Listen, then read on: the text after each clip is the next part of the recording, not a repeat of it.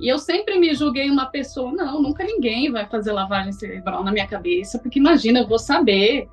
Ah, quando começarem a falar, eu já vou detectar, eu já vou sair fora, mas é de uma maneira muito sutil.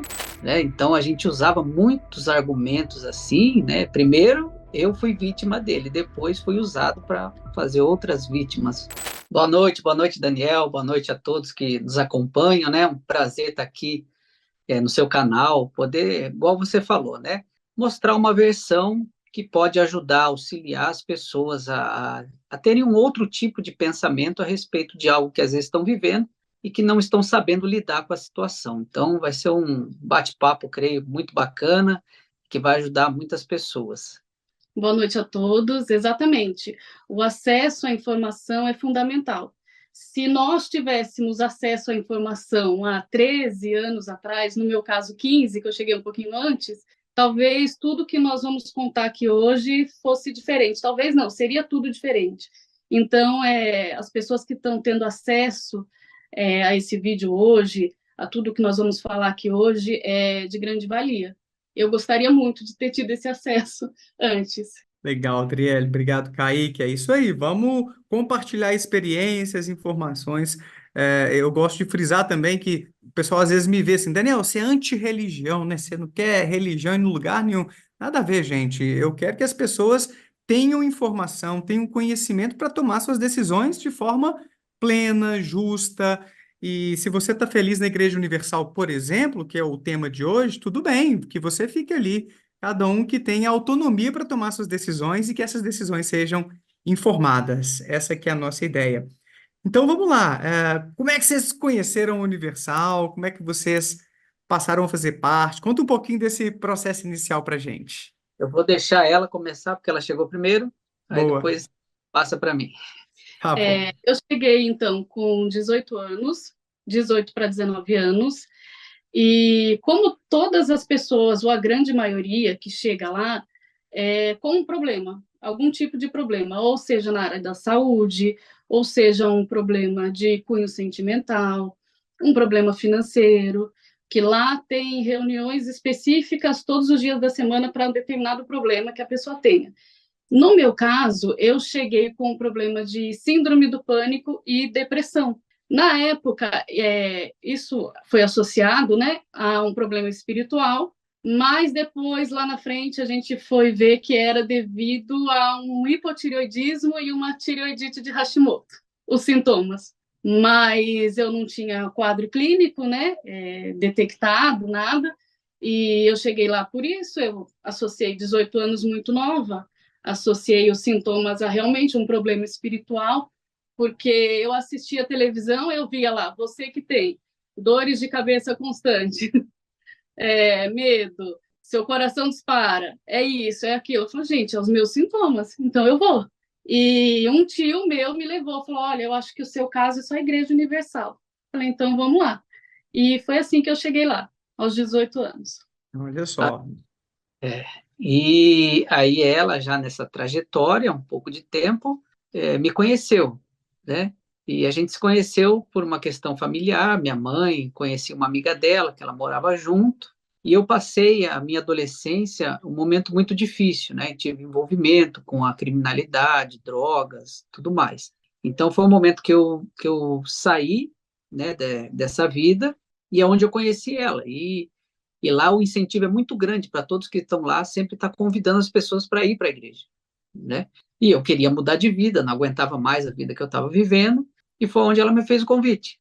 E aí sempre tem movimentos, né, concentrações, olha, você vai lá na minha consagração, você vai lá no meu dia, que vai ser, eu tenho que apresentar as pessoas lá, e eu fui. E quando eu fui, então, aquele movimento todo que tem lá, que é um movimento muito forte, né? Com jovens, com os grupos da igreja e tudo mais, as reuniões bem dinâmicas. Então, tudo aquilo me chamou muita atenção, né? Porque eu vim de uma vida toda destruída, de vício familiar, enfim. E ali eu falei, aqui é o meu lugar, né? E não E- tive muita dificuldade assim para aceitar o sistema por conta da vida que eu já vivi, né? De submissão a respeito de tanto disciplina, a parte de crime, como de outras áreas também. Então, sim, senhor, não, senhor. Então, eu falei, agora o que eu fazia para o mal, eu encontrei para fazer para o bem. Então, agora eu vou seguir esse caminho, acreditando que ali era o caminho que ia me levar para o bem, né? E ali a gente foi seguindo. A gente começou a namorar, e ali noivou, casou, e começamos a se envolver ali na igreja, né? Com grupos, aí tem a Força Jovem, aí tem grupos de obreiro, e você vai galgando, né? Conforme você vai se dedicando, você vai mostrando resultados, você vai galgando. Então, você vai subindo, você vai entrando nos grupos, e aí você vai sendo chamado para cada vez ir se envolvendo mais, né? Fazendo parte ali daquele movimento. É Aí foi assim. interessante vocês dizerem isso, porque tem muitos dados na psicologia da religião sobre como o sofrimento acaba sendo um dos combustíveis da fé, um dos motivos ou molas propulsoras para a gente buscar ajuda espiritual, para a gente acabar se vinculando a uma instituição. Então, no Isso. caso de vocês dois, acabou havendo esse componente, embora no caso da Adriele fosse um problema hormonal que ela acabou descobrindo depois, mas algumas coisas ali conectaram vocês.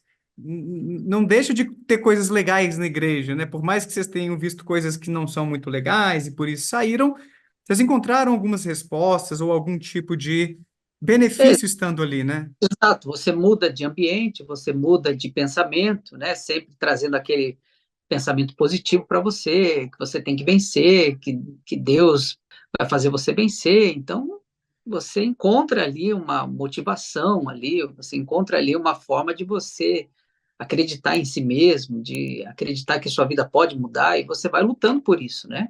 Aí tem os movimentos de fé que vai envolvendo você naquele círculo ali, na qual você vai se entregando de uma maneira cega, né? Até por conta da vida que você levava. Então tá sempre ali alguma coisa te levando a fazer mais, e você encontra pessoas boas, você encontra um ambiente diferente, né, do que você vivia, e você vai se entregando, né?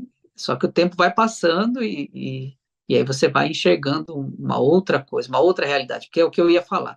A gente chega de uma maneira leiga, né, Daniel, a respeito da religião, da Bíblia, e você acredita que tudo é o bem, né? O que está vindo ali de quem está à frente daquele trabalho, então tudo é o certo.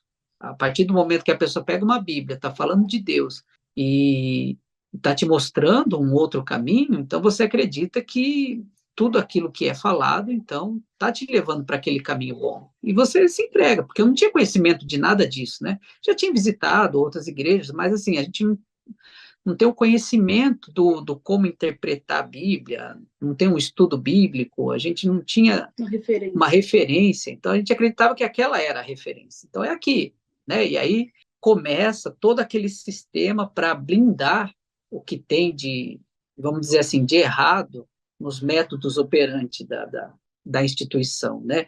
Que aí começa a blindagem, olha, você vai ser perseguido, vão falar mal da gente, porque sempre vão falar mal de quem está fazendo o certo com Deus. Então é normal você ser perseguido, mas não dê ouvido para isso, senão você vai se contaminar. E começam os gatilhos para você fechar os ouvidos. Para, por exemplo, o canal agora, a entrevista aqui, né? Então, muitas pessoas agora, por exemplo, têm medo de assistir com medo de se contaminar. Olha, não assista o que eles vão falar, porque se você assistir e der ouvido para eles, então você vai se contaminar ali. O diabo, a parte espiritual do mal, querendo tirar você do bem, então vão falar mal da gente. E aí, se você der ouvido, você vai entrar num buraco sem fim, num fundo de poço, você vai cair, você vai ficar com maus olhos. Aí começa aquele gatilho, e você, aquele gatilho mental, e você não querendo, você já veio de uma vida destruída, né? E aí você não querendo sair porque eles começam a mostrar, por exemplo, exemplos de pessoas que acabam, às vezes, se desvinculando e indo por um caminho ruim, então eles começam a usar esse tipo de exemplo, né? Olha lá, lembra do fulano? Olha lá como é que tá. Lembra do ciclano? Você quer ficar igual ele?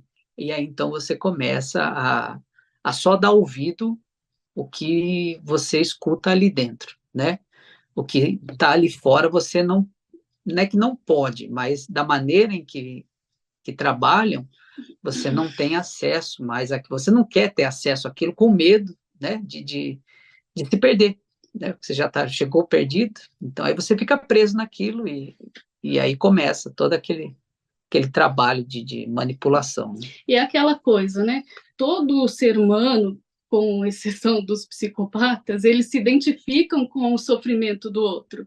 Então, você chega lá, você vê, a gente viu outras pessoas que tinham o mesmo tipo ou parecido de coisas que a gente passou, de sofrimento que a gente tinha, e a gente via a vida delas mudadas. Então, automaticamente, no nosso inconsciente, a gente falava assim, isso vai acontecer comigo também, eu estou no lugar certo, porque a gente atrelava uma coisa à outra. Então, se aconteceu na vida dela, aconteceu nesse lugar, esse lugar é o correto.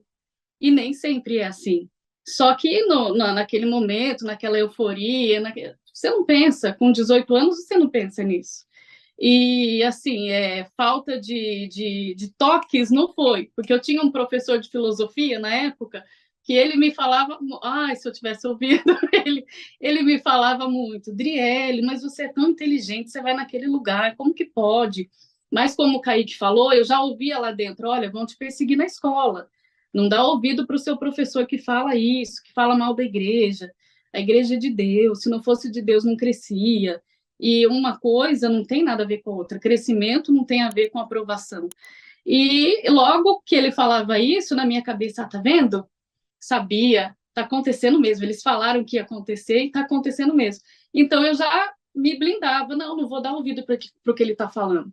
E não dava mesmo. E eu sempre me julguei uma pessoa, não, nunca ninguém vai fazer lavagem cerebral na minha cabeça, porque imagina, eu vou saber.